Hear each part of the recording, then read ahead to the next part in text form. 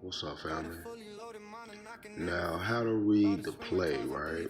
How to understand the play and what I'm talking about even. This is the big account. Let's hop over to the Raw. Let's go and see the SPY. To understand what's going to happen probably during the day, we looking for levels of interest in the pre-market when we can trade, right? So understand, we looking for this right here at the bottom right here. What is it? 686. So we know if we break down below 686, then we play puts to 684, 681. And then if we break above this pre-market now, 689. So if we break 690,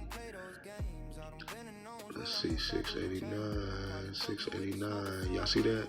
So if we break 690, we can play calls to probably 691, 693.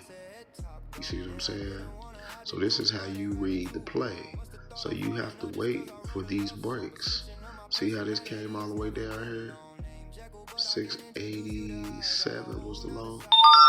And then down here, back over here, we got 686, almost 687 for the low over there too. So we know if we break below 686, then that's we putting 684, 681 can be your strike price. And if we break above 691,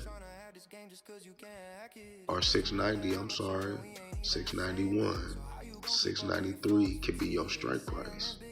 Y'all see, family? I just want to show y'all how to read the plays so y'all can kind of understand, like, okay, let me put my money in, or let me put this call in above this price, right? That means it's moving up. Calls going up, puts going down. Always remember.